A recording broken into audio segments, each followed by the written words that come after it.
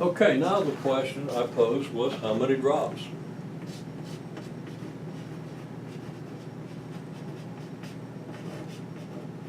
How many drops are there in the picture? Then I turned people loose and said, come up with your best estimate, okay? Okay, well, then two strategies emerged. About half the class used one, half used the other. Some people just measured, how many drops do we have across the page and how many drops do we have up the page? And then you multiply that number by that number. Now, that can be a little tricky, but that can be a basis for doing it. And some people took some section and counted the number of drops in that section and then said, okay, it looks like we've got about 20 of those sections, so I multiply that number by 20 and I get it. Okay. And what I did, there's kind of a strip that's well defined on, I think on the first picture, actually on either picture. There are kind of two lines that form a strip. So I counted the number in that strip, and I counted 80. And then I said, well, it looks like there are 10 to 15 strips. Just by the width of this strip, it looks like we get 10 or 15 of them across, the width of the thing. So, and if we multiply 10 by 80, we get 800. If we multiply 15 by 80, we get 1,200. So I said probably about 1,000 drops. And that was pretty close to the numbers that people were coming up with in their own estimates. People did quite a good job of making reasonable estimates. Okay, so ballpark 1,000. And if it's really 2,000, or if it's really 500,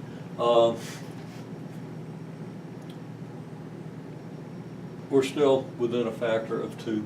So I think it's fairly safe to say they're between 500 and 2,000 drops on the screen. Okay. Now I don't know if I mentioned the ultimate goal of this. The ultimate goal, I think I started to, but I'm not sure I actually did. So let's make sure we state that. Okay. This was a 15-second observation. My question is, based on what you can see in the picture, what do you think the rate of rainfall was during that 15 seconds? In inches per hour, inches of rain per hour. Now, there's several things that you need to think about to answer that, but that's kind of where we're moving. And we've seen now that we're going to go with an estimate of about 1,000 drops, okay? And if there are 1,000 drops, then just how much rain is that? What's the volume of those 1,000 drops? If we could find the volume of those 1,000 drops, we'd have something to go on. We'd know how much rain fell in the 15 seconds on the area of that picture. Okay. Well, I gave a little direction to our efforts. I said, find a couple of 2-centimeter squares that you can count accurately. A couple of different ones. And while you're at it, see if you can find one that has more drops than the other. Okay. And count the number of raindrops in a 2-centimeter square. And people were getting numbers of 40, 50, a little less than 40, a little more than 50. So it doesn't take long to count 50 drops. Okay, a couple of minutes and people had their counts, and people were pretty consistent. Okay, the first 3 counts I saw were 38, 40, and 55, and all those appear to be reasonable. Based on the 80 I got in this strip, which is more than 2 centimeters long but much less than 2 centimeters wide, it's, I think, reasonably consistent. Then I kind of threw in a question. If we divided the whole picture into 2 by 2 squares and counted the numbers in all the squares, okay, we would get probably, let's see, I think we'd have about 10, we'd have about 50 squares, ballpark, or 20 squares, whatever. Actually, 2 by 2 squares might be closer to 20.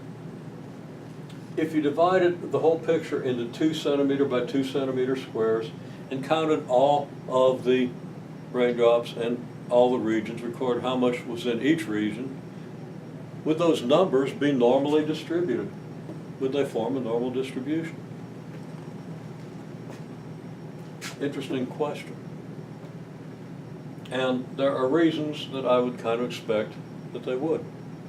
And the reasons come down to the fact that if I take 2 of those regions, raindrops are hitting at random positions, so the probability of a raindrop hitting one in any given time interval is equal to the probability in the other.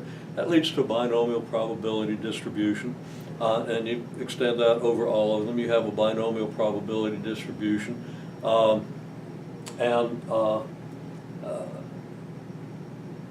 Since you end up with a binomial probability distribution, you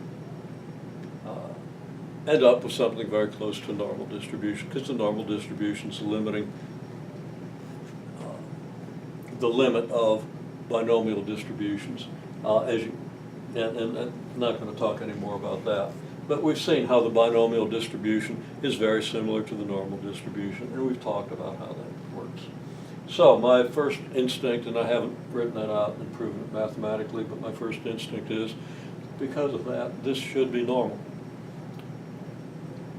Okay, then I said, okay, now we got to get a handle on how much water is in these raindrops. And that depends on how big they are.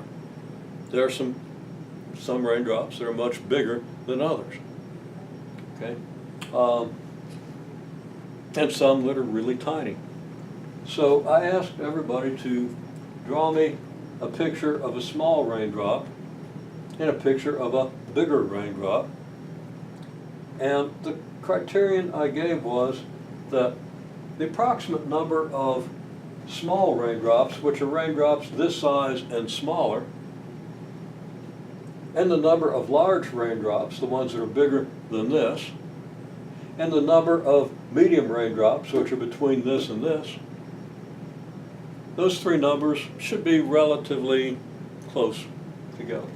I would say the criterion I'd like to see is that none of these numbers is more than twice as big as any of the others. So you don't have twice as many small ones, more than twice as many small ones as you have big ones, and you don't have more than twice as many medium as you have small, and so forth. Okay, well, that might make some sense. But what I ask you to do is then count each category and, I say, try to pick sizes so the counts are fairly consistent. Try to pick these sizes so the counts are fairly consistent. And then I had everybody do that. Okay, then we'll see what we could do with that information. By this time we were getting fairly close to the end of the class, because we talked about a lot of this stuff to some extent, to a fairly great extent. So let's see how we would use that information, or how we might use that information to get some idea of just how much water is in each square.